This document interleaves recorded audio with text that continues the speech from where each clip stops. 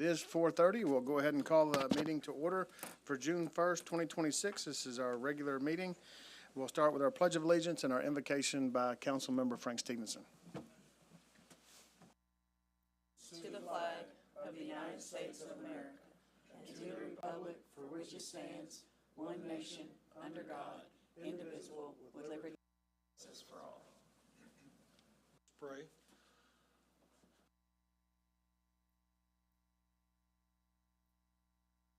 City, this community, Lord, we just humbly ask for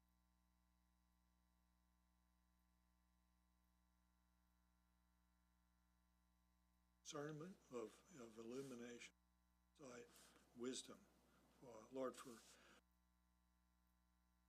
city overseeing.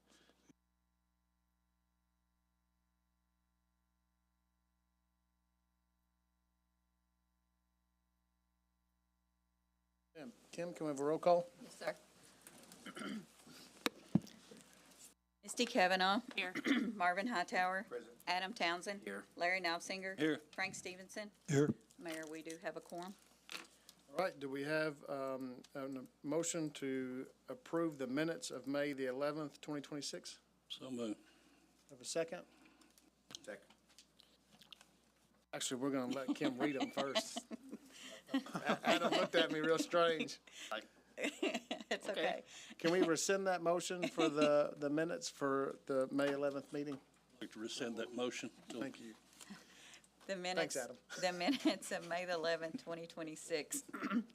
The city council meeting was held at 4:30 p.m. in the city council chambers. It was called to order by Mayor Kevin Cotton with the Pledge of Allegiance and invocation by Councilmember Marvin Hightower.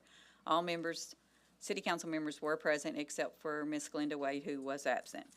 We also had approval of the previous minutes of April the 6th, 2026. We had approval of the minutes of April the 30th, 2026.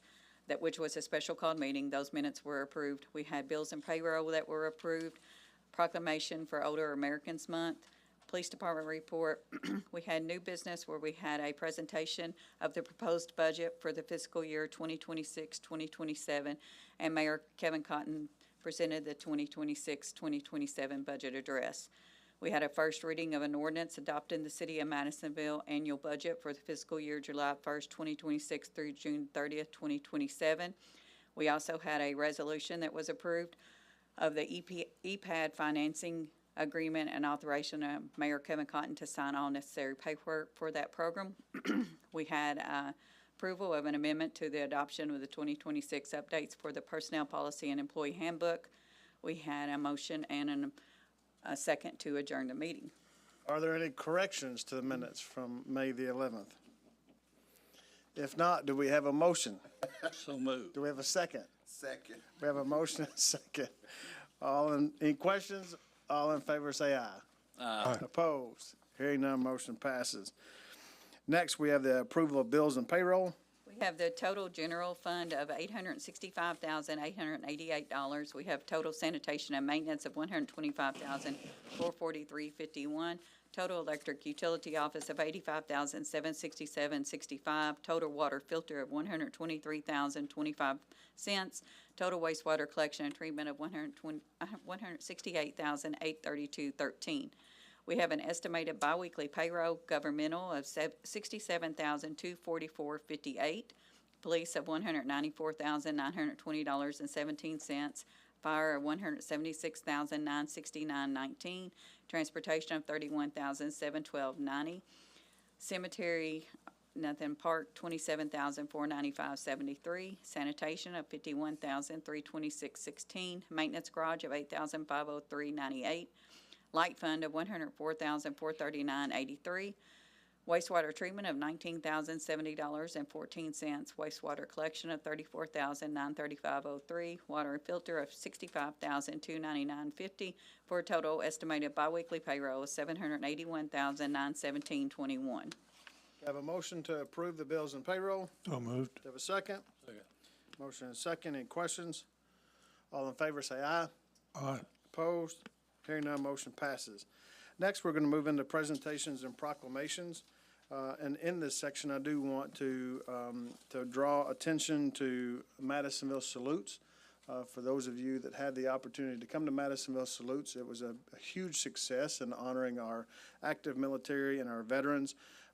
With the estimated count for in attendance from Placer AI, it was around 7,000 people throughout the day there at the park for Madisonville Salute. So extremely proud of the team and the work and the effort that they put in to make that such a success. And it's always, it's great for our community to be able to celebrate our veterans and active military. With that being said, as we look back at history, we have with us one of the oldest representations in the Historical Society with Randy Teague and Peyton Adams. So, gentlemen, whoever would like to make a presentation, if you want to stand up to the podium here and speak into the microphone, or both of you can, we would appreciate it. We appreciate you all for your support. Since 1974, you've been helping us. Thank goodness we have you for the telephone system, the computer system, the lights we turn on, the things that keep us cool during the summer, and your unqualified support's very much appreciated. Randy's my expert on everything that's occurred since 1974 because I've seen his 1966 yearbook, and he was a historical dude even in high school. So when you have a guy like Randy, you know the historical board's going to do really great. Just like if you see Marvin, you know there's going to be people dressed really good in his room. I dress down but every time I'm with Marvin, I'm the least dressed one of the group, even if there's just two of us. But we appreciate you all so much. Kim was so nice to bring you the yearbooks. We're very proud of it because Bob Atkins is on the cover, one of the most wonderful people you could have for the historical board. Judy has so much to be proud of with him. We really have been lucky with our Harold Ledbetter and Harold Utley and Carl Veazey and all those wonderful names that are gone. D.W. Dockery, speaking of veterans, I was so pleased to go up the road and look over, and there's D.W. Dockery in a Navy uniform on one of your banners. That makes me proud of Madisonville every time I see those banners. Randy's going to tell you the meat. I just gave you the appetizer. We have 20 articles from 53 years worth of them. You'll find everything from why Liberty Schoolhouse Road is called Liberty Schoolhouse, to Harold Utley's naming every coal mine in Hopkins County, to Harold Ledbetter, every school, even one-room schoolhouse that's in the county. We have records. Randy, you're the man. Thank you again for all you do for us. Well, since I am no longer a real attorney, I'm a retired attorney, the meat will be very short. I know you're glad to hear that. We do have the longest continual publication in the state of Kentucky, and you're looking at it. We're really proud of it. We're already hard at work on the next one that's coming up at the end of the year. And we do, as Peyton said, appreciate the support we have from the city. Some of you may not know this, that we actually, of course, the city owns the building. It is actually the original Madisonville White Public Library. And we learned something sort of interesting this year about that building. We're one of the few few counties that does not have a library tax. But we found out that the city of Madisonville, actually at one time, when they built the building in 1924, Ruby Lumber Company actually was a contractor, we did have a library tax.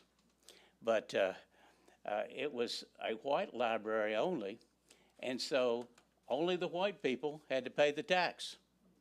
And we were surprised to learn that that situation had existed at the time. And we are really proud of the building. It's the city does a great job of keeping it up for us and making it comfortable. You all are welcome to come at any time. We have a brand new docent today. It was her first day. She had a little problem getting in, and I think the police responded to the alarm. But we are just happy. We're there from noon to 4 or 5 days a week. Always glad to see you. We're in the process of making some good improvements to the cabin and making a lot of good progress. And I've even prevailed on the mayor to come talk to us and give us a talk in the near future. So I think we're in very good shape. Again, really appreciate all of the help we get from the city. And you're welcome anytime.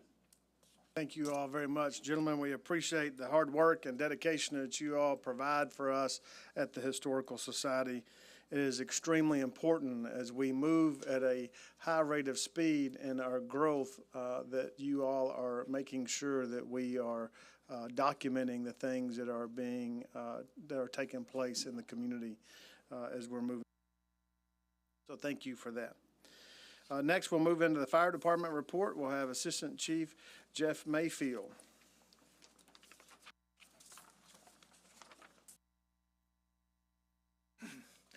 Good evening, Mayor, City Council.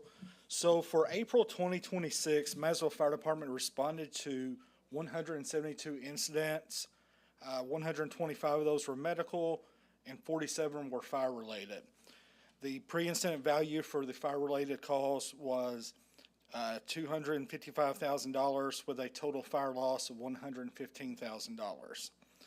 Average response times for the month from dispatch to responding was 1 minute, 18 seconds, and from dispatch to arriving on scene was 4 minutes and 32 seconds. Average on-scene time was 25 minutes and 38 seconds. For the month, we had 1,446 training hours completed by our personnel. In inspections, there was 49 pre-incident surveys conducted by the on-shift crews, 42 fire inspections was completed by our fire inspector, and 234 code enforcement cases was handled. Community outreach, there was 6 community programs for the month with 181 adult contacts and 725 child contacts for the month. And preceding pages, there's going to be a little bit more breakdown of the incident details, so that concludes my report unless someone has a question. Questions for the Assistant Chief? All right, thank you very much, sir. Next, we have a zoning report from the zoning administrator, Mandy Todd. Good evening, Mayor and Council. I have a combined zoning report for the months of January through April.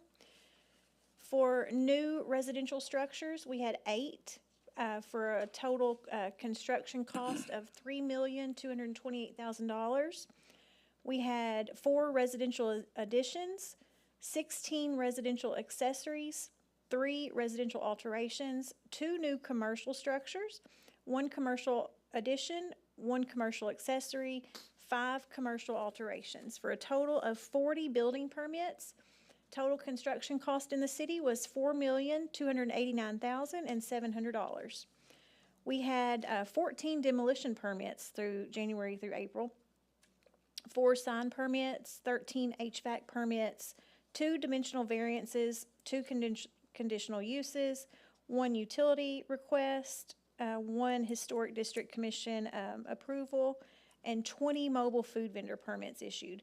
Total activity for January through April was 97 permits issued. Total fees collected, $13,997.02. All right, do we have any questions for Ms. Todd?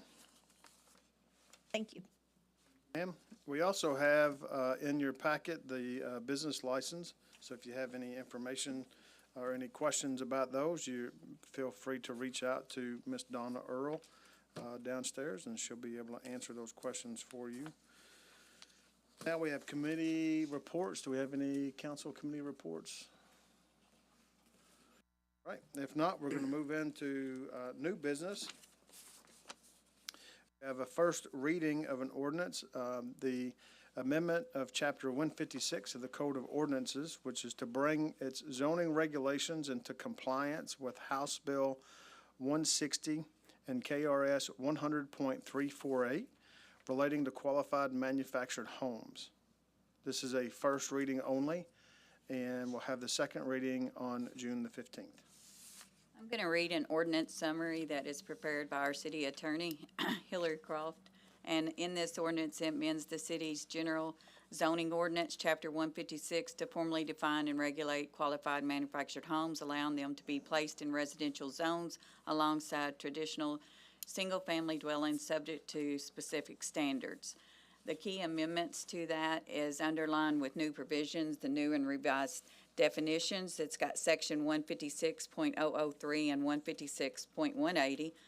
The two new defined terms are introduced. It's a manufactured home qualified, a manufactured home meeting all of the following: manufactured no more than 5 years prior to installation with transport-only parts removed, affixed to a permanent foundation per KRS 227.570, and at least 20 feet wide at its narrowest point, or 2 stories with the main entrance facing the street. Minimum 900 square feet of living area. The manufactured home non-qualified is a home that does not meet the 20-foot width or 900 square feet threshold, but may be treated as qualified if the lot dimensions or setbacks would not reasonably accommodate a compliant home, and the home is the maximum size that can fit on the lot under applicable regulations, and all other qualified criteria are met. The permanent foundation, the revised definition is the prior language requiring foundation to be constructed of concrete is removed. The new standard requires the foundations to transfer maximum design loads into solid or bedrock per the KRS 227.570, be constructed of materials compatible with surrounding residential structures, have the exposed perimeter enclosed with masonry materials, compatible with surrounding homes. The enclosure is not structural and must conflict with state installation standards.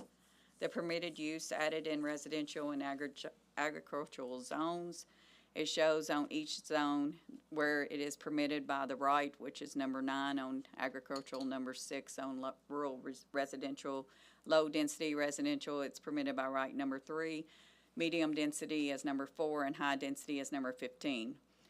The location rule added a new subsection, states that the qualified manufactured homes are allowed in any residential zone where single-family residences are permitted, provided the home meets all criteria defined under section 156.180.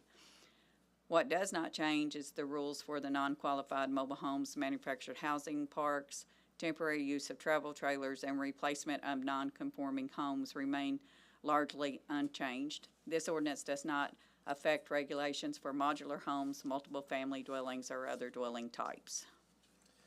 Again, this is to bring us into compliance with the House Bill 160 and KRS 100.348, which was approved by the state legislature, and that goes into effect July the 1st. If you have any questions or want any clarification on any of that, please feel free to reach out to Ms. Todd. She'll be able to answer those questions for you. Next, we have the second reading of an ordinance adopting the City of Madisonville, Kentucky annual budget for the fiscal year July 1st, 2026 through June 30, 2027 by estimating revenues and resources and appropriating funds for the operation of city government. Whereas an annual budget proposal and message has been prepared and delivered to the City Council, and whereas the City Council has reviewed such budget proposal and made necessary modifications, now therefore be it ordained by the City of Madisonville that Section 1, the annual budget for the fiscal year beginning July the 1st, 2026 and ending June the 30th, 2027 is hereby adopted as follows. It's on Exhibit A, which is attached, and then Section 2 is the classification and compensation plan, which is attached as Exhibit B. And I do have those attachments on the screen. It shows the Exhibit A, and then on the pay and classification plan is shown as Exhibit B. So with that being said, before I ask for the motion, I do want to once again thank each of you for the work that you put in, the hours that were put in by each of you as we navigated line item by line item, every department and every budget. And to Diana and to Rob Saint, thank you all again for the months of, you all had hours, they had months. So we appreciate the work that you all have put in to navigate what we feel like has been one of our most challenging budgets of our time. And but we appreciate you all digging in and not giving up. With that being said, do I have a motion to approve the ordinance adopting the annual budget? So moved. Do I have a second? Second. I have a motion and a second. Any questions? Kim, can I have a roll call? Yes, sir. Misty Cavanaugh, Yes. Marvin Hightower, Yes. Adam Townsend, Yes. Larry Knopfinger, Yes. and Frank Stevenson. Yes. All right, motion passes. We do have one final order of business. Make a motion to adjourn. Do we have a second? We have a motion and a second. All in favor, say aye. We stand adjourned. Thank you very much.